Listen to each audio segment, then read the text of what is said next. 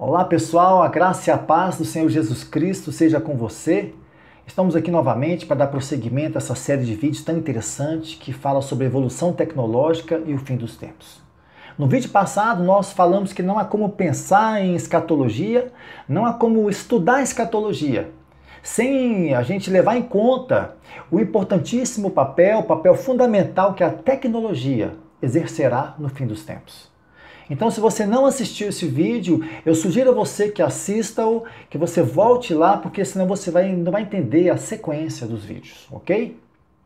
Agora, será que nós não estaríamos sendo muito exagerados? Será que não seria meramente um sensacionalismo da nossa parte afirmar que o avanço tecnológico que temos presenciado nos nossos dias e o que está por vir, segundo o que os especialistas dizem, são claros sinais de que nós estamos muito perto do fim dos tempos? Para responder isso, o primeiro passo que nós precisamos dar é compreender o que é o crescimento exponencial da tecnologia. E é o que nós vamos fazer nesse vídeo. Então vamos lá.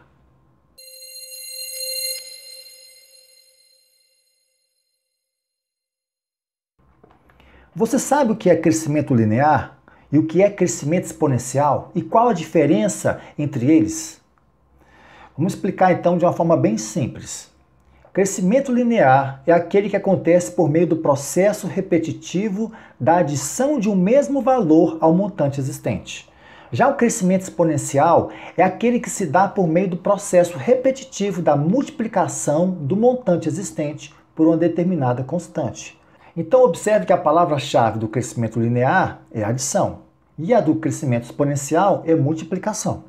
Então nós já podemos perceber que o crescimento exponencial acontece de forma mais rápida do que o crescimento linear, porque o linear se trata de adição e o exponencial se trata de multiplicação, é bem simples. Então vamos ver um exemplo que é bem conhecido. Suponhamos que a sua passada seja do comprimento de 1 metro. Se você der 30 passos de forma linear, então a cada passo você vai continuar adicionando 1 metro ao montante percorrido. De forma que ao final dos 30 passos você terá percorrido 30 metros. Mas se você pudesse caminhar de forma exponencial, o que é totalmente impossível, então o primeiro passo seria de 1 metro, mas o segundo já seria o dobro de 1, que é igual a 2.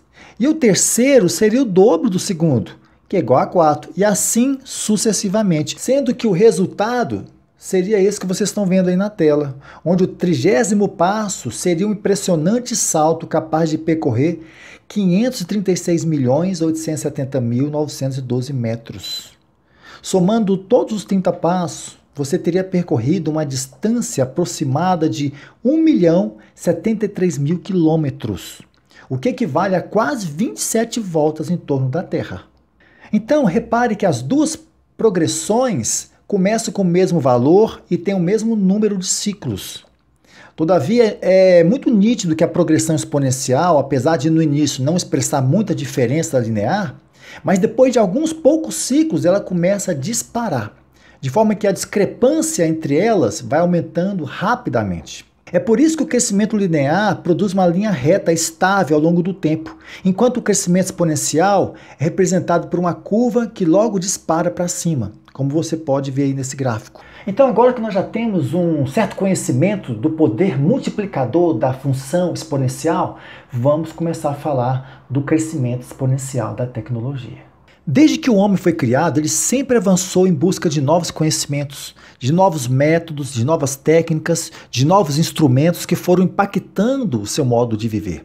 Ele inventou a roda, ele criou ferramentas para auxiliar nas suas atividades de trabalho, como na agricultura, na pecuária. Ele criou objetos para sua própria defesa. Aliás, a questão bélica sempre foi um dos principais fatores responsáveis pelo crescimento tecnológico. Então nós podemos perceber tudo isso já lá em Gênesis capítulo 4, versículo 22, quando nós lemos que Tubal-Caim, descendente de Caim, ele era artífice de todo instrumento cortante de bronze e de ferro. Também em Gênesis capítulo 11, logo no início, nós vemos que o homem havia alcançado a tecnologia para construir um edifício como a Torre de Babel. E assim por diante, o crescimento tecnológico ele nunca estacionou. Ele sempre foi aumentando. Muito antes de Cristo, a questão da tecnologia já era assunto de reflexões filosóficas. Platão, ele dizia que a tecnologia imita a natureza. E ele descreveu o mundo como se fosse criado por um grande artesão. Já Aristóteles, ele nos fala que a tecnologia completa o que a natureza não conseguiu finalizar. Outro ponto importante é que muitos sociólogos e antropólogos elaboraram teorias sociais relacionadas com a questão da evolução social e cultural, que declaram que o avanço tecnológico sempre exerceu um papel de extrema importância no desenvolvimento da civilização humana. Só que os historiadores, filósofos e demais especialistas, eles afirmam que a partir de um momento da história, que eu já vou adiantar para vocês que se trata da primeira revolução industrial, houve uma mudança drástica na forma como a evolução da ciência passou a acontecer. Era como se tivesse sido desencadeado um processo de aceleração desse crescimento. De forma que a partir desse momento da história, desse marco, o crescimento tecnológico ele deixou de ser linear e passou a ser exponencial. Trocando em miúdos, o que eles querem dizer é que desde o início da civilização até esse momento X da história, percebe-se que de uma forma geral esse crescimento foi algo que aconteceu de uma maneira lenta e constante. E que após esse marco, ou seja, a primeira revolução industrial, esse crescimento tecnológico começou a se multiplicar e as que foram surgindo, também chamadas de tecnologias disruptivas, um termo muito usado hoje, que são aquelas tecnologias capazes de provocar uma verdadeira ruptura com os padrões e modelos existentes e que de uma forma geral afetam a forma como a sociedade se estrutura e se desenvolve. Então vejamos de uma forma bem resumida como se desenvolveu o crescimento exponencial da tecnologia a partir da primeira Revolução Industrial. A Revolução Industrial começou na Grã-Bretanha, 1760, e foi até a segunda metade do século XIX. E foi impulsionada pela grande invenção do motor a vapor, que proporcionou a mecanização da produção, onde as máquinas como as que foram utilizadas no sistema fabril mecanizado substituíram os processos manuais. E também houve a substituição do uso dos animais para a geração de força. Logo em seguida, em meados do século XIX, com a grande descoberta do uso da eletricidade, então veio a segunda Revolução Industrial, que se desenvolveu até a Segunda Guerra Mundial. Ela foi responsável por um grande avanço na indústria química, de petróleo, de aço e no setor produtivo de forma em geral. Um exemplo marcante dessa era foi o americano Henry Ford, considerado o mais famoso criador de veículos de todos os tempos. Foi ele quem criou os sistemas de linha de montagem em série. A sua fábrica foi a primeira a fazer uso das esteiras que levavam o chassi do carro a percorrer toda a fábrica, passando por todos os setores de montagem onde os operários iam encaixando as peças que chegavam até eles através de uma outra esteira. Esse método de racionalização de produção foi chamado de Fordismo. Já a terceira Revolução Industrial, como nós já citamos no vídeo anterior, deu-se início na segunda metade do século XX, tendo como principais pontos o surgimento do computador e da tecnologia da informação. E mais adiante, lá pelos anos 90, a chegada da internet e das plataformas digitais. Sem dúvida, essa revolução tecnológica, ela representou um imenso salto para toda a humanidade e trouxe um grande impacto para a sociedade de forma geral. Só que quando nós comparamos com a ainda tão jovem quarta revolução industrial, essa terceira revolução tecnológica, ela aparenta ser algo muito pequeno, por incrível que pareça. Então, para que você possa ter uma noção, uma melhor noção de como assustador é, em termos de rapidez, esse crescimento exponencial da tecnologia, observe o seguinte exemplo. Em 1969, a NASA realizou a impressionante proeza de levar o homem a pisar na Lua. E isso somente foi possível graças ao uso de dois computadores, na época considerados supercomputadores, os quais tinham as dimensões semelhantes à de um carro e custaram para o governo americano uma bagatela de 3 milhões e 500 mil dólares cada um. Naquela época, aquelas duas máquinas, elas representavam o ápice do conhecimento tecnológico que o homem havia alcançado depois de milênios de história. Ou seja, não tinha nada que superasse aqueles dois computadores. Agora, para a gente fazer uma comparação com esses dois antigos computadores da NASA, nós vamos pegar um computador que a gente pode levar nos nossos bolsos e que foi lançado em setembro de 2014. Eu estou falando do iPhone 6 da Apple, que hoje, você sabe, é um dos modelos mais fracos de smartphones que são vendidos por essa empresa. Então vamos lá. Aqueles antigos computadores da NASA, eles operavam a uma velocidade de processamento de 0,043 MHz. E eles podiam executar cerca de centenas de milhares de operações de adição por segundo, sendo que a capacidade total de armazenamento deles era da faixa de 1 megabyte. Gente, para aquela época, isso era uma coisa extremamente impressionante. Agora, vamos comparar então com esse aparelhinho, que apesar de caber na palma da nossa mão, opera a uma velocidade de 1,4 GHz. Podendo processar, gente, até 3,36 bilhões de instruções por segundo. Simplificando para vocês, o iPhone 6 possui um processamento que é 32.600 vezes mais rápido que os melhores computadores da era Operação Apollo, e pode executar instruções 120 milhões de vezes mais rápido do que eles. Além de ser capaz de armazenar até 128 GB de dados, ou seja, mesmo sendo tão menor, o iPhone 6 pode armazenar até 120 mil vezes a quantidade de dados que esses antigos grandalhões da NASA eram capazes de armazenar. Na verdade, o iPhone 6 ele também supera o computador da IBM chamado Deep Blue, que em 1997 foi utilizado para vencer o grande campeão mundial de xadrez Garry Kasparov, o que foi uma das primeiras grandes demonstrações do poder da inteligência artificial.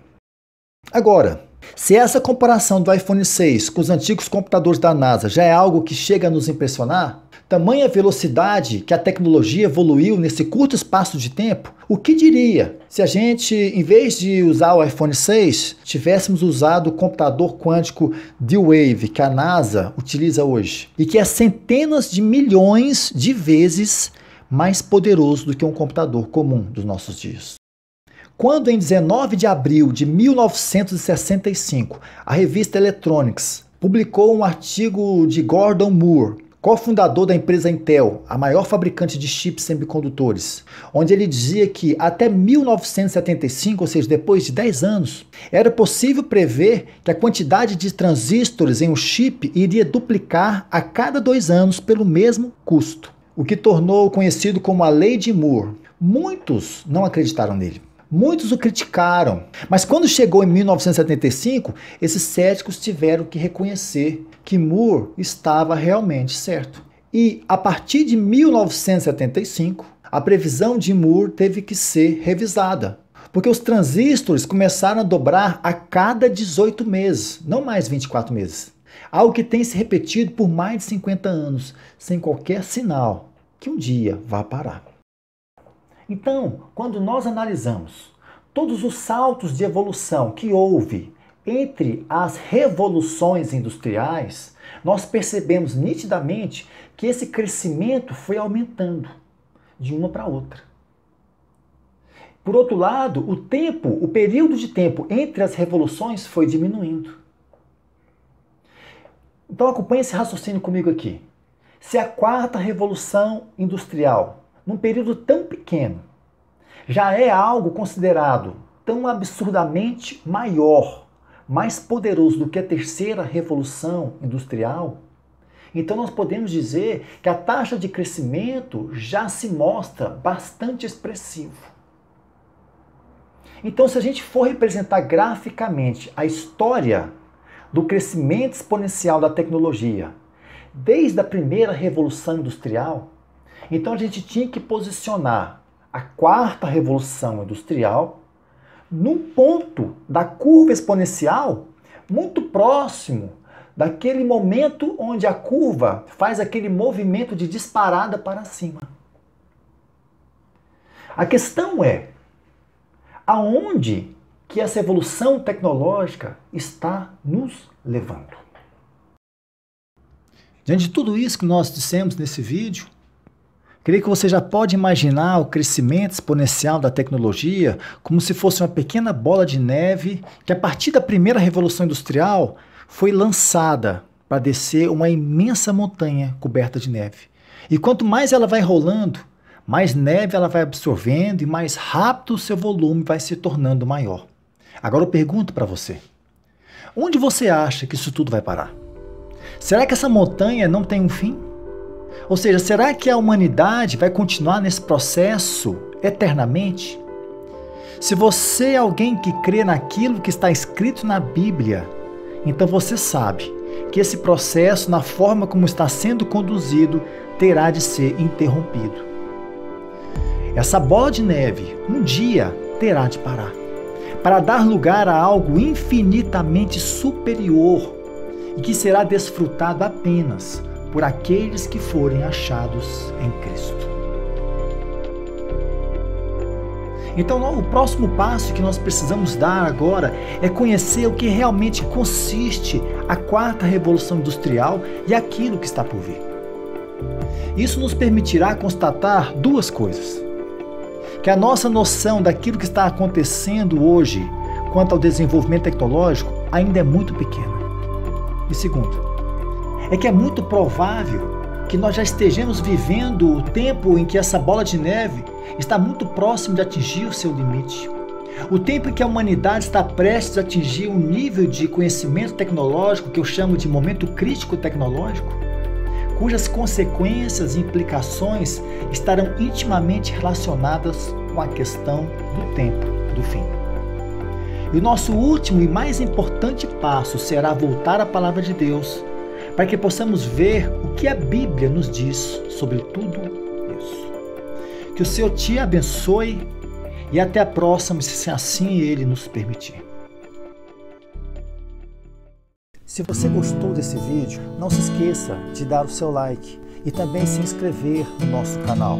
Assim você estará nos ajudando a divulgar essa mensagem que tem como único intuito de proclamar o Evangelho